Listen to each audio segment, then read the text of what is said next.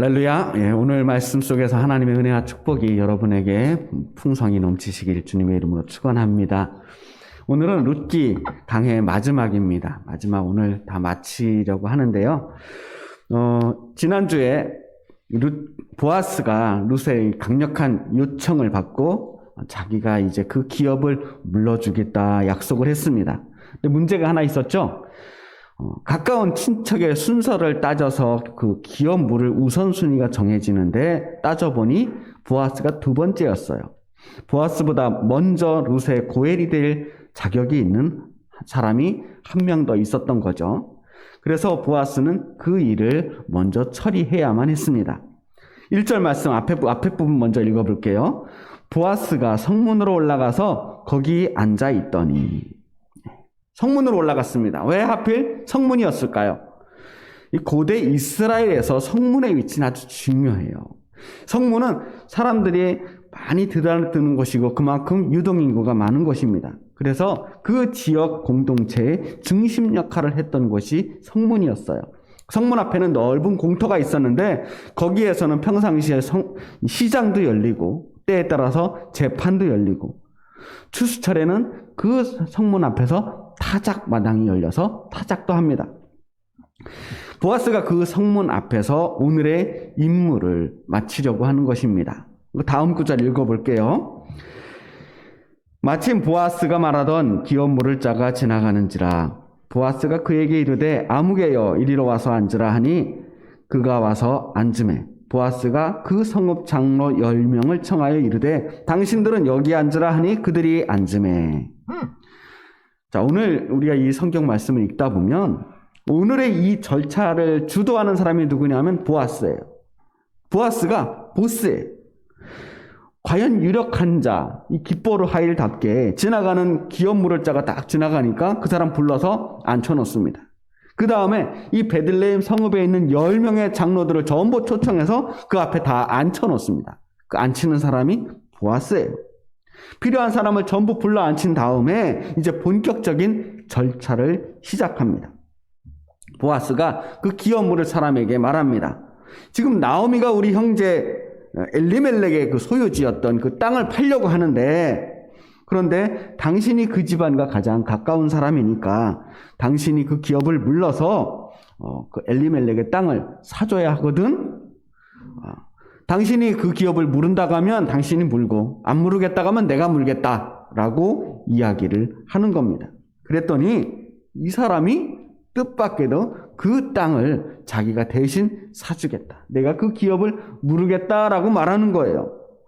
사실 이 기업을 물은다고 하는 일이 그 기업을 물러주는 사람에게 굉장한 손해가 되는 일이 아니었거든요. 저번에 제가 고엘제도 이야기할 때 한번 지나가면서 말씀드리긴 했지만 다시 한번 짧게 설명해 드릴게요. 나오미의 가정을 예로 들어보겠습니다. 어쩔 수 없이 땅을 팔게 됐어요. 그런데 이 땅을 다른 이방 사람들이나 다른 지파 사람들에게 넘어가는 것을 방지하기 위해서 가까운 친족이 대신 그 땅을 사주는 거예요. 그 땅을 예를 들어서 1,000만 원에 샀다고 합시다. 그럼 이 사람이 대신 이 친척이 1,000만 원을 주는 거예요. 그냥 주는 게 아니죠. 1,000만 원을 주면 이제 그 사람이 그렇다고 그 친척이 이 땅을 가져가느냐? 가져가는 건 아니고요. 여전히 나오미가 그 땅에서 농사를 짓게 됩니다. 농사를 짓는데 농사를 짓고 추수를 하게 되면 거기서 곡식들이 나올 때 그 곡식을 세금으로 일종의 사용료로 그 대신 기업을 물러준 사람에게 주는 거예요. 그렇게 매년 조금씩 갚아 나가는 거죠. 그 사용료를 받게 되니까 결국은 그렇게 손해보는 일이 아니었다라는 거예요. 더군다나 나오미는 나이가 많기 때문에 아이를 더 이상 낳을 수 없으니까 결국 언젠가는 이 나오미가 죽고 나면 그 땅이 기업을 물러준 사람의 소유가 되게 돼 있습니다. 상당히 남는 장사죠. 그래서 얼른 자기가 그 기업을 물러주겠다라고 대답한 겁니다. 그런데 다음 절 봅시다. 5절 말씀이에요. 보아스가 이르되 내가 나오미의 손에서 그 밭을 사는 날에 곧 죽은 자의 아내 모압 여인 룻에게서 사서 그 죽은 자의 기업을 그의 이름으로 세워야 할지니라. 나오미만 있는 줄 알았더니 룻이 있다는 거예요. 그래서 보아스가 말하기를 네가 그 밭을 사면 그 땅의 기업만 물러야 되는 게 아니라 엘리멜렉의 아들이 죽었으니까 그 아들이 남긴 여인, 모압 여인 룻을 맞이해서 그 집에 대신 아들을 낳아줘야 한다는 거예요. 그 룻에 대한 고엘도 물러줘야 되니까 룻과 결혼해서 엘리멜렉의 대를 이어주는 거예요. 이게 무슨 말이냐 하면 결국은 그 땅이 네 땅이 될 수 없다는 거예요. 이제 자식을 낳아주면 그 땅을 그 자식에게 물려줘야 하거든요. 그러니까 이 대목에서 이 기업 물을 자가 멈칫하게 되는 겁니다. 6절 보겠습니다. 그 기업 물을 자가 이르되 나는 내 기업에 손해가 있을까 하여 나를 위하여 물으지 못하노니 내가 물을 것을 내가 물으라. 나는 물으지 못하겠노라 하는지라. 이 사람 굉장히 솔직한 사람이에요. 내 기업에 손해가 있을 것 같으니까, 나한테 손해가 될 것 같으니까 기업을 못 물으겠다. 보아스 당신이 이 기업을 물러라 하고 깨끗하게 포기를 하는 겁니다.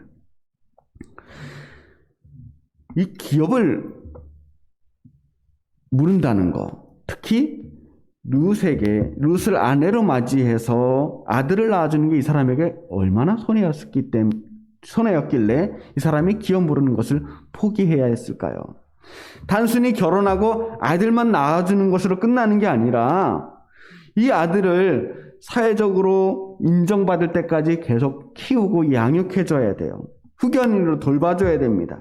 그리고 자신이 물러줬던 그 땅도 이 아들에게 넘겨줘야 하기 때문에 결국은 이 사람에게 들어갈 비용이 너무 커지는 거죠. 뿐만 아니라 룻과 나오미도 먹여 살려야 하잖아요. 이래저래 들어갈 돈이 들어올 돈보다 훨씬 더 많아지게 되니까 계산기를 두드려 본 거죠. 딱 봐도 손해인 겁니다. 그래서 포기하는 거예요. 자, 7절, 8절 말씀은 이제 이 사람이 포기하는 과정이 나타나 있습니다. 옛적 이스라엘 중에는 모든 것을 무르거나 교환하는 일을 확정하기 위하여 그 사람이 그의 신을 벗어 그 이웃에게 주더니 이것이 이스라엘 중에 증명하는 전례가 된지라. 이에 그 기업 물을 자가 보아스에게 이르되 내가 너를 위하여 사라 하고 그의 신을 벗는지라. 신을 벗어서 줬어요. 이 신을 벗어서 준다는 것은 더 이상 내가 이 계약, 이 고엘의 의무를 지지 않겠다라고 하는 것을 표현하는 상징적인 행동이었어요. 그런데 이 신을 벗어서 준다는 이 행위가 더군다나 지금 10명의 장로들이 보고 있고 수많은 사람들이 지나가고 있는 이 성문 앞에서 공개적으로 신을 벗어서 줬다는 것은 굉장히 수치스러운 일이에요.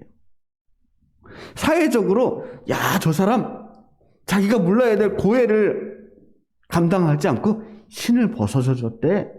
아주 부끄러운 일이었다는 거예요.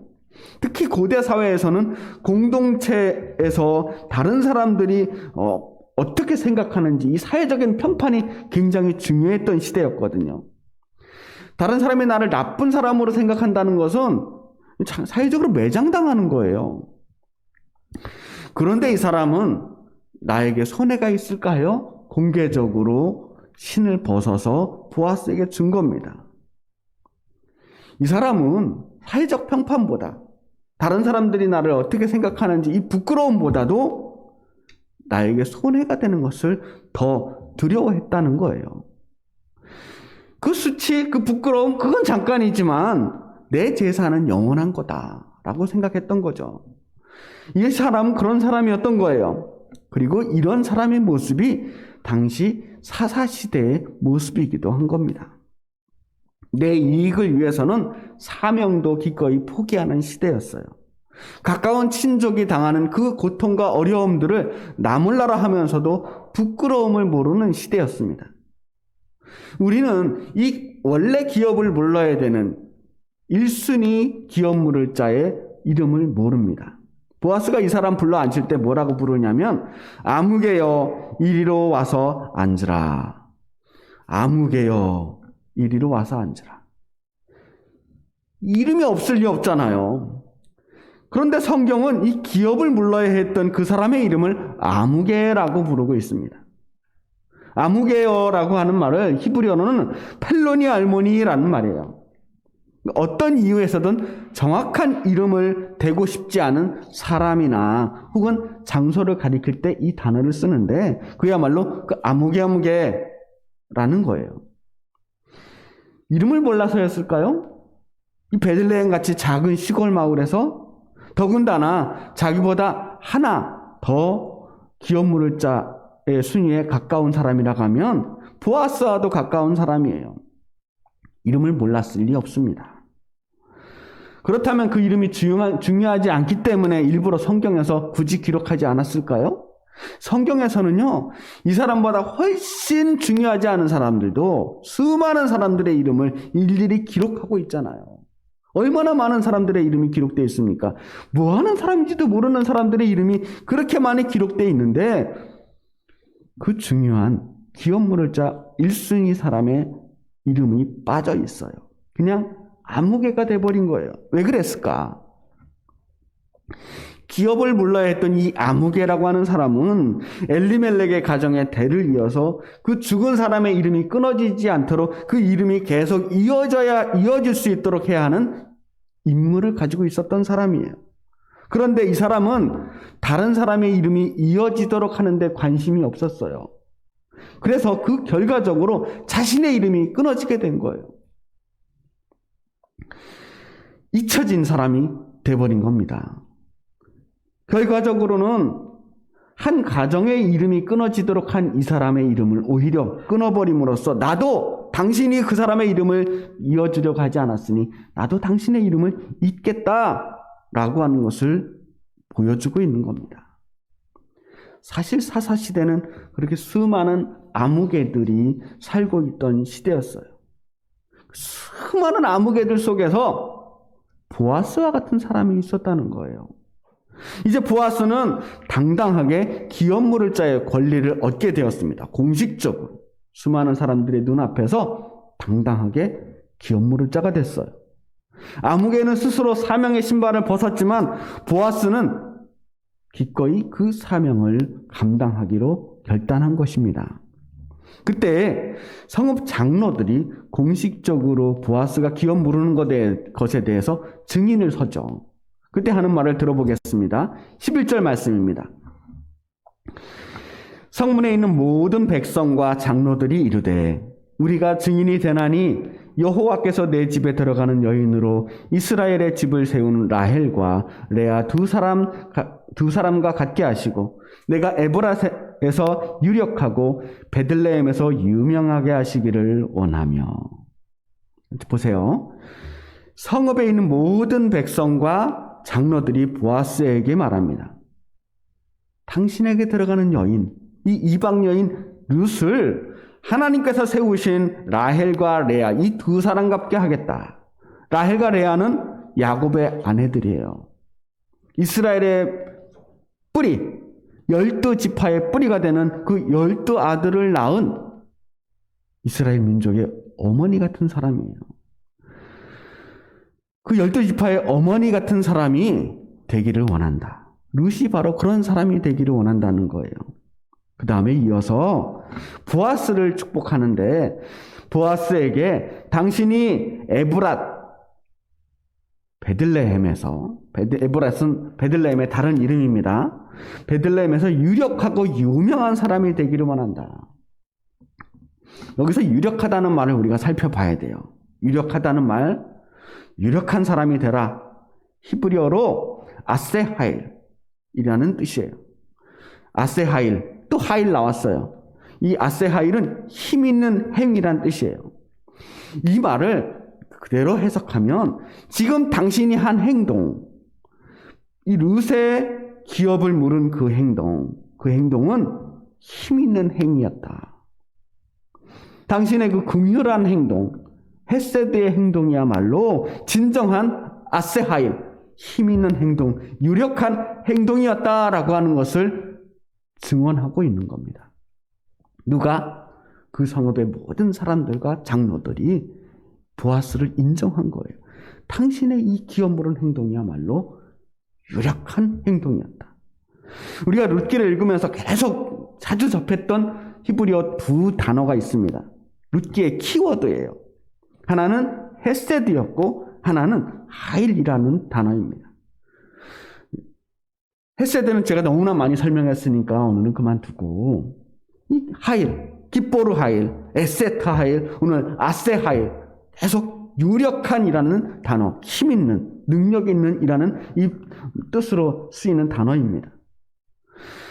헤세드가 사랑이고 긍휼이라면 하일은 힘과 능력이라고 했어요. 거기 있는 성읍 모든 백성들이 보아스를 당신이야말로 진정으로 기뻐로 하일입니다. 당신의 하는 행동은 에세 하일입니다. 라고 말합니다. 사람들은 그렇게 앞다투어서 힘 있는 사람이 되려고 해요. 능력 있는 사람이 되려고 그래요. 근데 그런 사람들이 능력이 있는 사람이 되기 위해서는 사람들을 짓누르거나 억압하거나 경쟁해서 이기거나 어떤 수단과 방법을 가리지 않고 재산을 모으고 힘을 모으는데 안간힘을 쓰고 있잖아요. 그런데 유력함이라는 것, 힘이라는 것은 그런 데서 나오는 것이 아니고 긍휼히 여기는 마음, 사랑하는 마음, 섬기는 마음에서 나온다는 것을 이 성읍의 장로들과 백성들이 함께 증언하고 있는 겁니다. 이것이 룻기의 핵심 메시지예요. 아무도 그렇게 살지 않고 있던 시대에 남들과는 다르게 살아가던 두 사람이 있었습니다. 헤세드의 마음으로 나오미를 따라온 룻과 헤세드의 마음으로 그의 기업을 물러준 보아스. 그 두 사람의 헤세드가 만나서 놀라운 일이 일어났어요. 기뽀르 하일과 에세트 하일, 유력한 남자와 유력한 여자가 만나서 에세 하일, 유력한 행위를 만들어냈어요. 이게 룻기입니다. 이제 보아스는 룻을 아내로 맞이하고 아들을 낳았습니다. 그리고 그 아들의 이름을 오벳이라고 지었습니다. 오벳. 오벳은 종이란 뜻이에요. 그 할아버지 이름이 얼마나 거창했어요. 할아버지 이름이 나의 하나님이 왕이시다. 엘리멜렉이었습니다. 아버지 기료는 완전함이라고 하는 뜻을 가지고 있었습니다. 그런데 그들 모두 하나님 곁을 떠났어요. 하나님의 유산을 가볍게 여기고 모압 땅으로 가서 오직 물질만을 위해 살아갔어요. 자신의 이름값을 하지 못하고 살아갔습니다. 하나님이 아닌 자기가 스스로 왕이 되어서 자기 눈으로 보기에 좋은 것을 따라 그렇게 제 멋대로 살아갔던 것이 할아버지와 아버지의 삶이었다면 이제는 달라집니다. 이제는 오벳이 태어난 거예요. 유력한 남자 보아스와 유력한 여자 룻이 만나서 아들을 낳았는데 그 아들의 이름에는 어떠한 화려함이나 대단한 욕망을 담지 않았어요. 모두들 번영과 풍요를 추구하고 권력과 이익을 탐하던 시대에 더 높은 사람이 되려고 애쓰는 그 시대에 이 두 사람은 아들의 이름을 종이라고 지었어요. 스스로 하나님의 종으로 살기를 원하는 마음이었습니다. 이제 이들은 새로운 세계를 열어가는 희망이 됩니다. 저는 이 오벳이라고 하는 이름 속에서 룻기가 또 하나의 해답을 우리에게 이야기해주고 있다고 생각해요. 스스로 왕이 되려고 하는 시대에 이스라엘 백성들이 나가야 할 길이 어디에 있느냐? 바로 종이 되라는 거예요. 너희들은 왕이 되려고 하지 말고 종이 되어야 한다. 룻기를 열었던 사람의 이름이 엘리멜렉이었어요. 하나님은 왕이시라는 말이었어요. 그런데 룻기를 닫는 사람의 이름은 오벳이었습니다. 하나님이 왕이시라면 우리는 종입니다. 라고 하는 뜻이에요. 우리는 섬기기 위한 존재입니다. 섬기는 존재. 당신은 사랑받기 위해 태어난 사람이란 노래가 있어요. 참 가사 좋아요. 그런데 엄밀하게 말하면 그건 우리의 자기 만족일 뿐입니다. 마음으로 위로가 될지 모르지만 정말 성경적으로 말한다면 우리는 사랑받기 위해 태어난 사람이 아니라 사랑하기 위해 태어난 사람이에요. 사랑하는 데서 능력이 생기는 겁니다. 섬기는 사랑, 헤세드의 사랑이야말로 세상을 바꿀 수 있는 능력, 힘 있는 행위가 되는 거예요. 이제 룻기의 마지막을 읽어보면 족보 이야기로 끝이 납니다. 맨 마지막 절 2절만 읽어보겠습니다. 룻기 4장 21절에서 22절 말씀이에요. 살몬은 보아스를 낳았고 보아스는 오벳을 낳았고 오벳은 이새를 낳고 이새는 다윗을 낳았더라. 이 족보 굉장히 익숙해요. 이 족보가 언제 또 나오냐면 마태복음에서 나오거든요. 마태복음 1장에 이 예수님의 족보가 나오는데 1장 5절 6절 말씀 이렇게 나옵니다. 살몬은 라합에게서 보아스를 낳고 보아스는 룻에게서 오벳을 낳고 오벳은 이새를 낳고 이새는 다윗 왕을 낳느니라.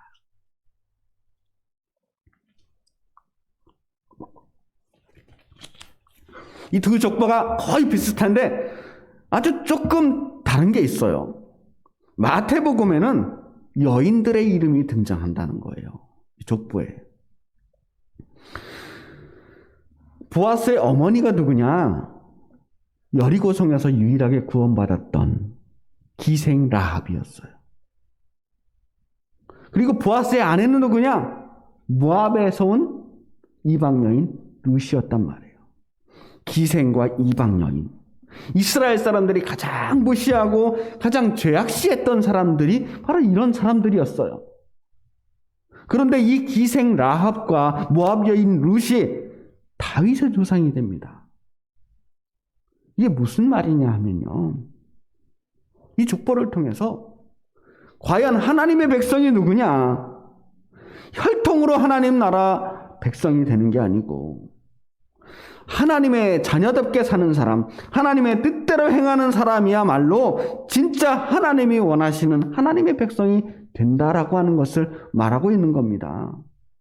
당시에 이스라엘 사람들은 어떤 사람들이었냐면 자기는 하나님의 택한 민족이라고 말하면서도 하나님을 잊고 살았어요. 수많은 우상들을 섬기며 가나안 사람들과 섞여 살았던 시대였어요. 그런데 라합은 어떤 사람이었어요? 긍휼의 마음으로, 헤세드의 마음으로, 하나님을 두려워하는 마음으로 여리고성에 들어왔던 이 정탐꾼들을 숨겨줍니다. 룻은 헤세드의 마음으로 나오미를 따라 베들레헴에 왔어요. 어머니와 하나님이 나의 하나님이 되겠다고, 내가 자발적으로 하나님의 백성이 되겠다고 결단하고 들어온 사람이에요. 이런 사람들이야말로 진정 하나님의 백성이 될 자격이 있는 사람이다 라고 하는 거죠. 오늘 보아스가 기업을 물음으로 인해서 이제 그 집안의 새로운 역사가 시작됩니다. 룻을 통해서 이어진 보아스의 족보는 다윗 왕으로 이어지고 이 다윗의 계보를 따라가다 보면 결국엔 요셉까지 들어가요. 요셉과 마리아를 통해 예수 그리스도의 계보가 완성되는 겁니다. 하나님의 구원의 역사가 이렇게 만들어지게 된 거예요. 우리가 작년에 이 사사 시대를 살펴봤잖아요. 한없이 악하기만 했던 그 세상의 민낯을 우리가 봤어요. 소위 하나님의 택함받은 사사라고 하는 사람들까지도 타락하는, 무너지는 모습들을 지켜봤습니다. 도무지 희망이 있을 것 같지 않았던 시대였어요. 그런데 성경은 그 사사 시대의 한 조각, 룻기를 통해서 구원의 희망을 보여주고 있습니다. 요즘 대통령 선거를 두고 참 세상이 참 시끄럽습니다. 누가 정권을 잡든지 간에 이 나라는 한바탕 큰 몸살을 할 것 같아요. 코로나로 어려운 이 시국을 누가 잘 이끌고 이 위기를 헤쳐나갈 수 있을 것인지를 뽑아야 되는 아주 중요한 선거입니다. 누가 더 훌륭한 지도자인지를 뽑아야 되는 이 선거판에서 우리는 누가 더 나쁜 사람인지만 폭로하는 그러한 이상한 풍경들을 보고 있습니다. 왕이 되겠다고 하는 사람들은 참 많은데 종이 되려고 하는 사람들을 찾기 어려운 시대예요.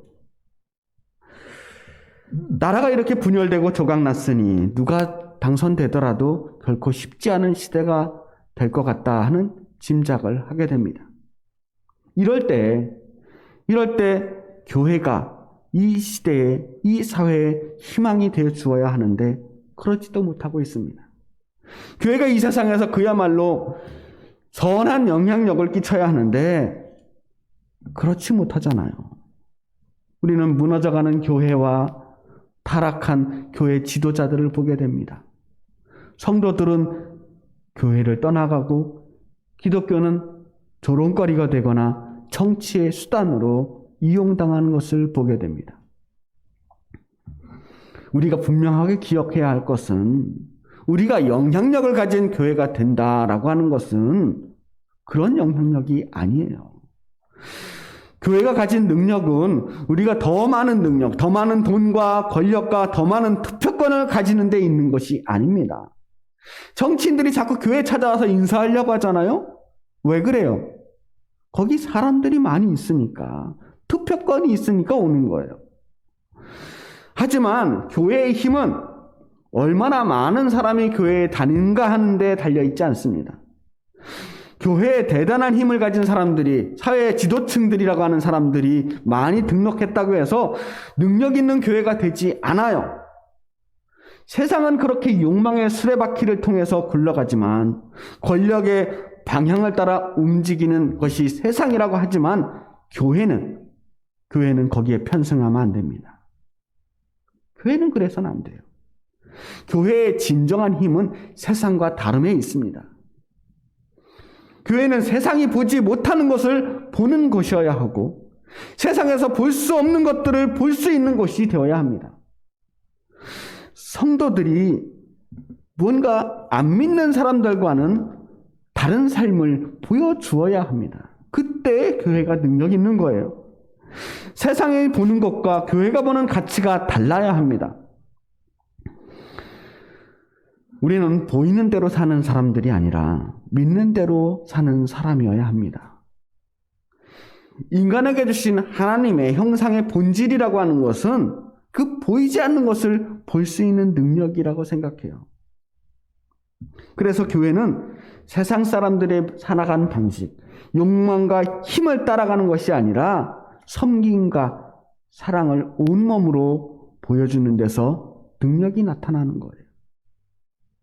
손해를 볼 줄 알면서도 기업을 누르고 사명을 감당하는 사람, 힘든 일인 줄 알면서도 섬김의 자리를 지키는 사람, 그런 사람이 기뻐로하여 능력 있는 사람입니다. 모두가 그렇게 자기만 아는 그런 세상에서 룻과 보아스가 그렇게 살지 않았기 때문에 그들은 유력한 사람이 된 거예요. 힘과 돈으로 살아가는 시대에 헷세대의 마음, 긍휼의 마음으로 살아갔기 때문에 능력 있는 사람이 된 겁니다. 많은 사람이 세상을 바꾼 게 아니에요. 룻과 보아스 두 사람이 희망이 된 겁니다. 그리스도의 구원의 역사를 완성될 수 있도록 만들어준 사람은 이 두 사람의 사랑이었어요. 두 사람의 섬김이었습니다. 이 절망의 시대에 지금이야말로 우리 교회가, 우리 성도들이 더욱 열심을 내어야 할 때입니다. 지금이야말로 진정한 교회, 진정한 성도가 필요한 때입니다. 이제는 희망을 보여줄 수 있는 교회만이 살아남게 될 거예요. 세상과 구별되지 않는 교회는 능력이 없어요. 결국은 버림받게 될 겁니다. 진짜로 섬김과 사랑의 모습을 보여주는 교회, 세상의 방식대로 살지 않는 교회, 묵묵히 말씀대로 실천하면서 사는 성도들이 있는 그런 교회가 필요한 시대입니다. 저는 우리 교회가 그런 보아스와 같은 교회가 되기를 원합니다. 또 여러분이 룻과 같은 성도들이 되기를 바랍니다. 우리 모두 스스로 하나님의 희망이 되는, 또 이 세상의 희망이 되는 귀한 존재가 되시기를 주님의 이름으로 축복합니다. 기도하겠습니다.